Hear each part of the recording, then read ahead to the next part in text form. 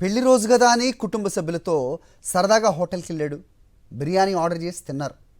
Bill 1000 రూపాయలైంది. అయితే కొద్దిసేపటికే వాంతులు విరేచనాలు అయ్యాయి. ఎలాగో అవస్థలు పడి హాస్పిటల్లో చేరారు. అయితే అక్కడ ట్రీట్మెంట్కు మాత్రం ₹1,00,000 ఖర్చు అయింది. ఈ ఘటన రంగారెడ్డి జిల్లా షాద్నగర్ పట్టణంలో చోటు చేసుకుంది.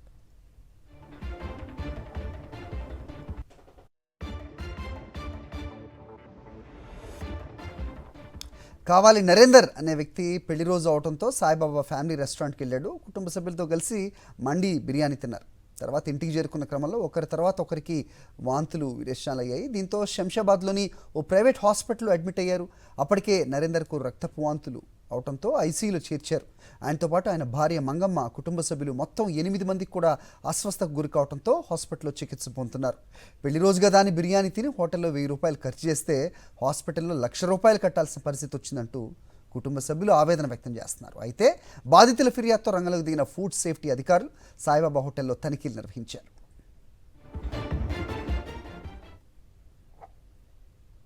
वेडनेसडे के दिन 5 बजे साई बाबा रेस्टोरेंट में गए थे मंदी खाने.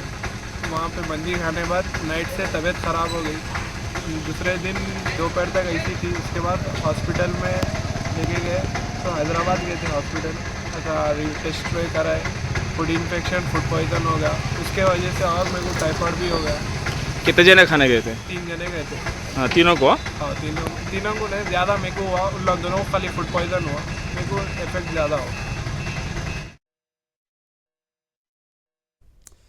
రైట్, ఇది అంశంపై అప్డేట్స్ మా కరెస్పాండెంట్ సుష్మిత ఇస్తారు. సుష్మిత, ఫుడ్ అండ్ సేఫ్టీ అధికారులు ఆ రెస్టారెంట్పై తనిఖీ చేశారు అని తెలుస్తోంది. ఏమన్నా కుళ్ళిపోయిన పదార్థాలు కానీ ఏమన్నా బయటపడ్డాయా? ఈ మధ్య తరచూ చూస్తున్నాం మనం ఫుడ్ అండ్ సేఫ్టీ అధికారుల తనిఖీల్లో చాలా దారుణాలు కనబడుతూ ఉన్నాయి.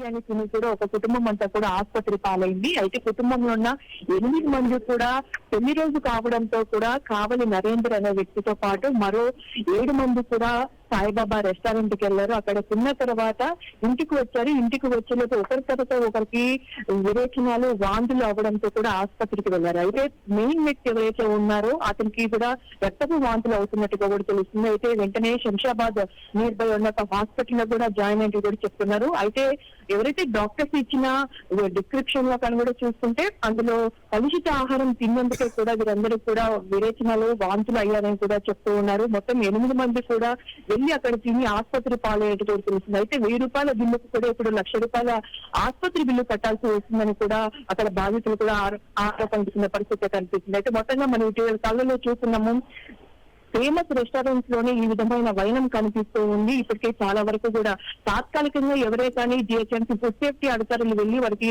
పనిష్మెంట్స్ కానీ లైక్ ఎటువంటి వేయకపోవడంలో మొత్తం చేతులు చుడిపేసుకొని పోవడంతో కూడా ఇటువంటివి ఇంకా చాలా బయటపడుతున్నాయని కూడా చెప్తూ ఉన్నారు.